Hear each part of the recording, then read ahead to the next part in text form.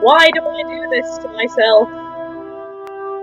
This title may be familiar to some of you, as a lot of the big YouTubers like Markiplier and PewDiePie have done playthroughs of this game. I quite enjoyed watching them play it, and when I found it on free-to-play, I thought it might be interesting if I gave it a go. For those of you who don't know, Spooky's Spooky's Jumpscare Mansion involves you being challenged by a ghost girl named Spooky to see if you can make it through 1,000 rooms. It sounds like the biggest challenge to that is how tedious it will be, but you accept and off you go through the rooms. At first it's a bit eerie and you get a bit unnerved, but all in all it's not that bad. Then you start finding creepy notes, and creepy monsters start finding you, and you realise the make it part of make it through 1,000 rooms actually meant how long you could survive and not how much time you had to kill. It's safe to say that I absolutely hated playing this game like I hated Dark Deception, but I at least got a little bit further in this one before I said screw this and waited to die. I actually got past 2 monsters before my fight or flight reflex disintegrated and decided that death was welcome. I have no idea why that happens, you know. This is a genuine concern. Safe to say this game, intended to be pretty much a jump scare and horror game, does its job very well. The main monsters aren't as jump scary unless you don't notice they're there, and they take a chunk out of you. But you usually notice them because they come with sound cues as well, like, "Why do you run, child?" Why are you running? Why are you running? It's actually the small cutesy paper ghosts and pumpkins that catch you completely off guard. Some aren't as bad, but some hit that sweet spot just when you're busy bricking it at whatever weird, convoluted being is nibbling at your arse.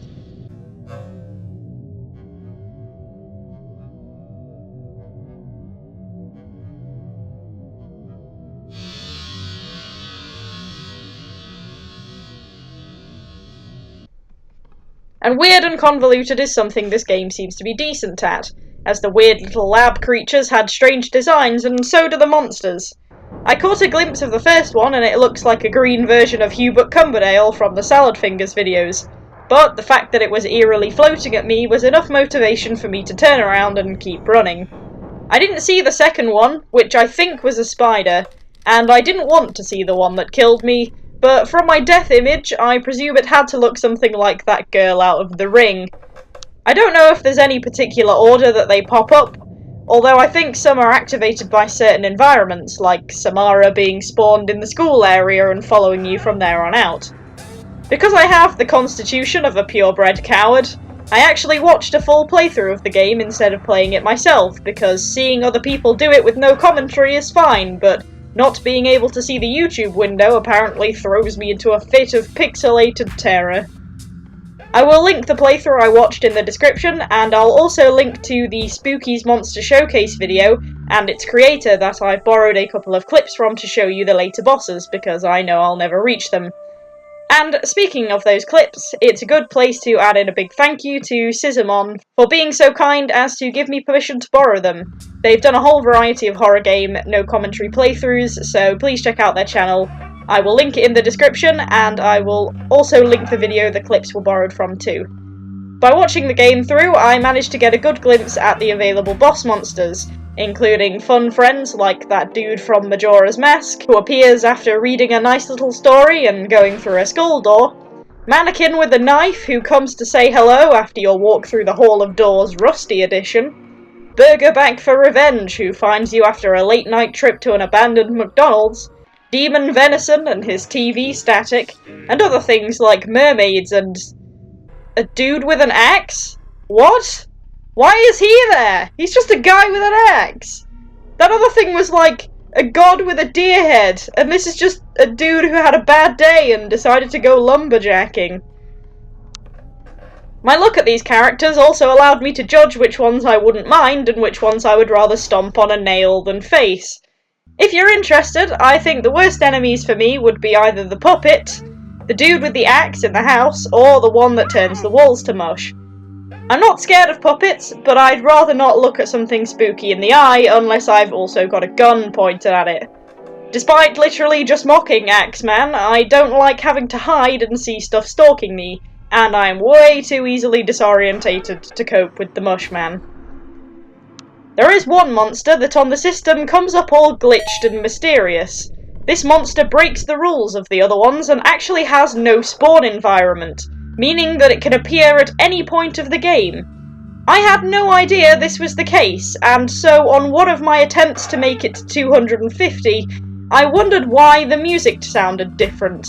I hadn't triggered Ghoul Girl yet, so I just pootled along as usual, thinking it was nothing, and then had a moment of pause when I got headbutted by a giant red face and got a game over. So yeah, watch out for that guy. There is a final boss to the game, which actually doesn't look that bad, and the game has plenty of variety and challenges in it. The rooms seem samey for a while, but there begins to be a story to each area, and that subsequently means the rooms alter, so you don't have to look at the same stone walls the whole time. The game also apparently comes with an endless mode that has a whole bunch of different monsters in it as well as some of the originals, because why would you? Apparently you get a choice of weapon to have at the start of this level, but watch out, because apparently those weapons signify difficulty levels. I'll leave you to figure that one out. The way Endless Mode works is that the monsters that came from the original story are activated by their starting environments. The new monsters, however, are just like old Redface and can spawn in any room at any time, and you can literally be chased from room 1. You can also have multiple monsters chasing you at once, so good luck. You have the ability to sprint, but your sprint meter is limited just enough that you have to pick and choose when to boost yourself carefully, or you just have to plod along waiting for it to regenerate and knowing that something is literally right behind you ready to scramble your carcass. It's good enough to get you through the shorter rooms, and luckily it fully regenerates every time you enter a new room, so if you use it all running through one bit, you don't have to worry about being hung out to dry instantly in the next one. Spooky herself is probably the least spooky thing about the place, at least in the beginning, but it's pretty clear from a note you find that she knows everything that has happened in that house and is probably responsible for all of it, including the creation and most likely the death of all the other ghosts and monsters running about the place.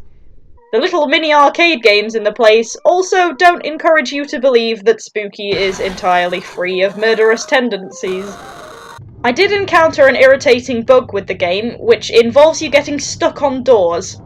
This was particularly horrendous when I was being chased by Floating Ghoul Girl, because I would run through a door into the next room and then be unable to move forwards. I could only slide side to side in the doorway.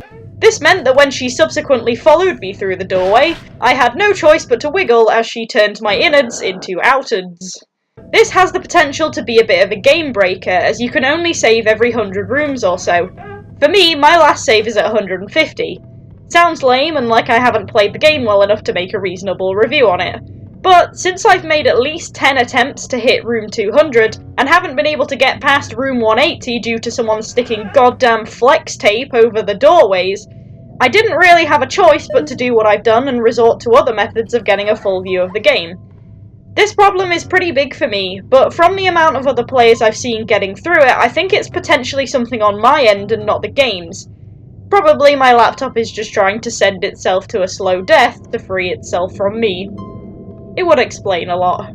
Despite being a horror game, Spooky's House of Jumpscare Mansion doesn't take itself too seriously, and this can help alleviate the tension sometimes, especially when you reach the quarter point at 250 rooms. Spooky gives you a present. How exciting, you think? Before I state that excitement, I just want to add another thanks to Dick Pin. Wow, I never thought I'd say a sentence like that in my life. For kindly allowing me to borrow a clip from his playthrough at this moment of giftery so I could show all you lovely people the surprise. I would have recorded it myself, but the aforementioned door-sticking bug means I have had to resort to theft, and Mr. Pin here has kindly helped me out. Please go and check out his playthrough, it's actually quite funny. I'll leave a link to his channel and the video I borrowed the clip from in the description. He also mentioned when I asked him that he was interested in playing Dark Deception, so that might be something to look out for from him. I can imagine it will be quite good. But without further ado, the big reveal. I'm spooky. So, you made it this far. And I'm still right. That's I know it is. I shall grant you a gift Is it for your progress. a fleshlight? So just keep going. Uh-huh. Is this a trap? Okay.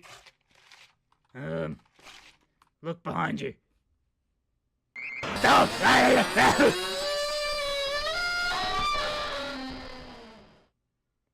That was a terrible gift! Just what I wanted. A ton of cutesy jump scare pop-ups and a mad helping of ear rape. Thanks, Spooky. I'm not sure why the title got changed to this game, but I don't think the game itself was altered much, so if you ever played the old version, I think this one is about the same.